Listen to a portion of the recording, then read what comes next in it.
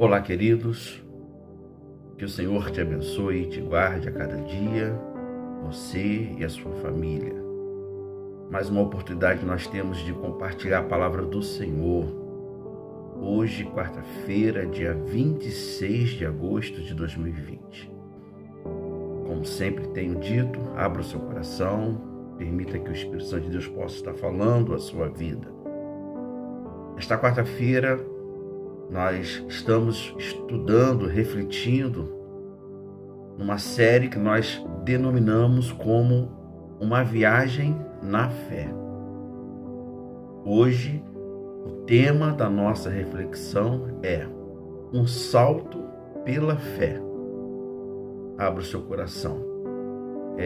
A nossa leitura de referência está lá em Hebreus, capítulo 12, versículos 1 e 2.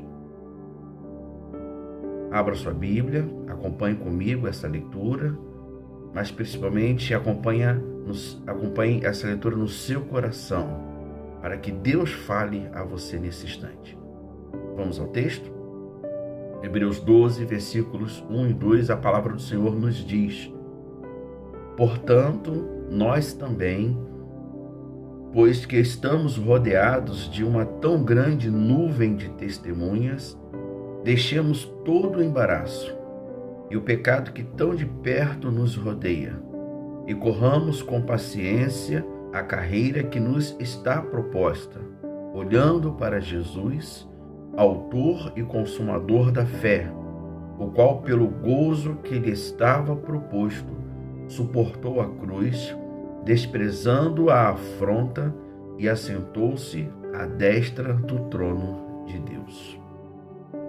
Esse texto, o autor de Hebreus, ele completa, na verdade, um argumento, sugerindo aos hebreus que eles estavam certos de abraçar Jesus. E ele aqui agora ele usa a figura de uma corrida para exortar aos hebreus a perseverar na vocação que eles haviam assegurado, que eles haviam perseguidos. Jesus Cristo é o propósito maior da nossa fé. E o que nós queremos com esse texto é que você tenha os seus olhos, o seu propósito firmado e fitado em Jesus Cristo. Antes, porém, eu quero aqui dar algumas informações importantes para a nossa reflexão de hoje. Existe um filósofo chamado Søren Kierkegaard. Ele era filósofo e teólogo dinamarquês. Ele fala desse texto da seguinte forma: ele diz que o salto da fé é uma expressão utilizada para explicar a ruptura do estádio ético para o estado religioso da existência.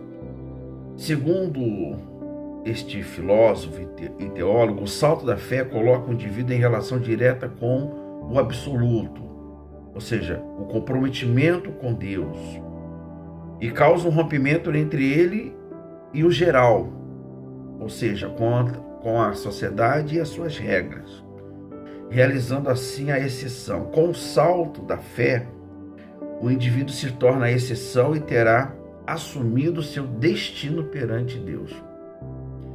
E nessa passagem que nós lemos de Hebreus 12, versículos 1 e 2, nós percebemos aqui a ideia equiparada a uma disputa intensa de corrida, que a figura usada para descrever a vida cristã é, mais especificamente, uma maratona, e não uma corrida de curta distância. Sendo assim, o autor ele nos exorta a continuarmos nessa jornada, lembrando que os que estão em Cristo não retrocedem para a perdição. Isso está lá em Hebreus, capítulo 10, versículo 39. E o interessante aqui é que ele faz uma conclusão. Ele começa o texto dizendo, portanto, porque na verdade ele está se referindo ao capítulo anterior, que é o famoso capítulo de Hebreus 11, que fala ali sobre o que é fé e depois uma série de exemplos de homens da Bíblia se utilizando da fé. Então, nesse salto pela fé, o salto pela fé, ele sugere, em primeiro lugar, que a corrida da fé é estimulada pelo testemunho dos heróis da fé. Isso no versículo 1. E é bom destacar essa expressão, quando ele diz lá, o autor, estamos rodeados de uma tão grande nuvem de testemunhas, referindo-se aos heróis da fé que o autor de Hebreus fala no capítulo 11. Talvez nós poderíamos, num primeiro momento, imaginar que essa expressão sugere que agora eles estão como num estádio, numa expectativa, olhando para nós. Mas o que é interessante da Bíblia, né? Na verdade, é ao contrário.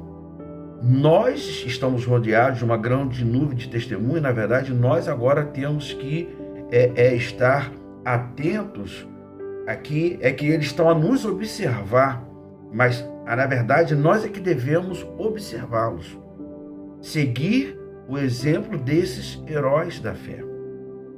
Então, a corrida da fé, ela é estimulada por esses heróis, e o que nós devemos aqui destacar para a nossa reflexão é a fidelidade a Deus. A prova desta fidelidade está justamente nos testemunhos dos heróis da fé. Foram homens, foram mulheres, passaram por provas de escárnios, de açoites, muitos morreram algemados, foram apedrejados, cerrados ao meio, mortos a fio da espada, andaram como peregrinos.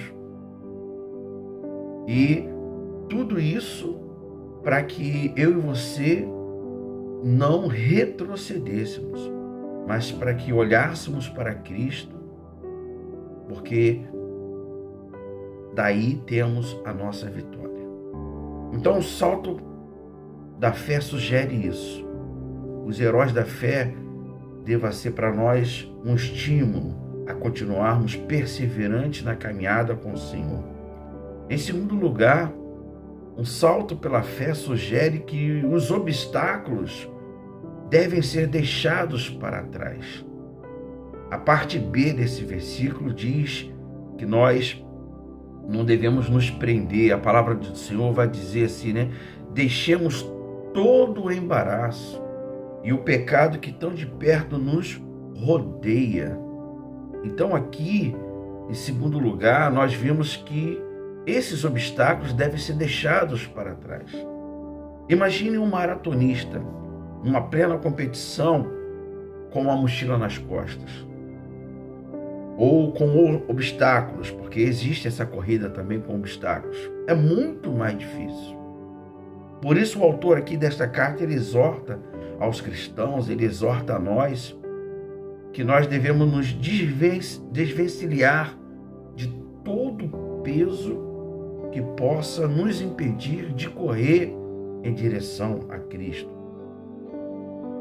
A palavra peso indica volume, indica massa, e quando aplicada ao atleta pode significar qualquer excesso de peso no corpo que possa fazer com que ele tenha dificuldade de percorrer a maratona.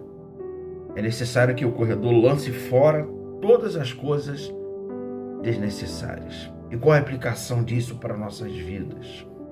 Um salto pela fé sugere que nós devemos abrir mão de tudo aquilo que impede a nossa jornada com Cristo.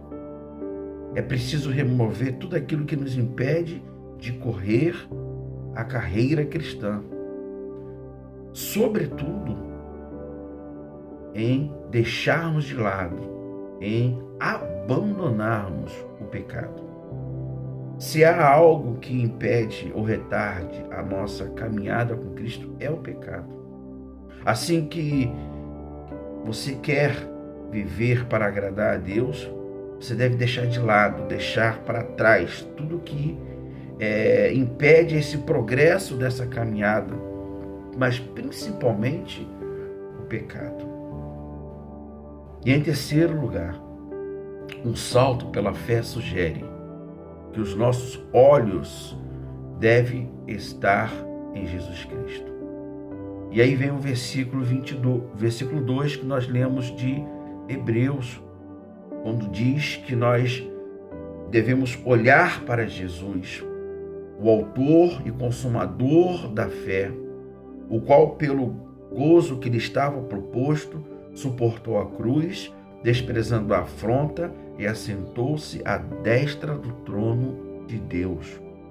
Então, nós devemos estar com os nossos olhos em Jesus Cristo.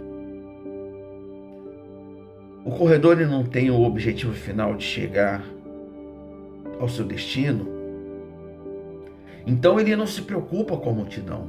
Quando ele está ali correndo, a multidão não deve distraí-lo, nem os demais competidores.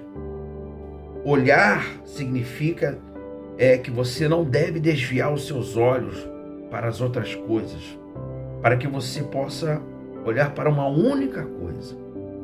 Então nós somos exortados nessa palavra a olhar em Jesus, o nosso alvo, Jesus, o nosso modelo.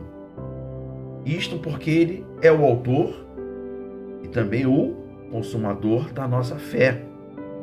Isto, a fé, ela encontra a sua expressão completa em Cristo. E o significado desta declaração do autor de Hebreus, ele mesmo explica, quando ele diz, o qual, pelo gozo que lhe estava proposto, suportou a cruz, desprezando a afronta. Ou seja, Jesus ele não se esquivou em fazer o que ele sabia ser a vontade de Deus. Como nós, Jesus ele passou pelas mesmas experiências que possamos passar.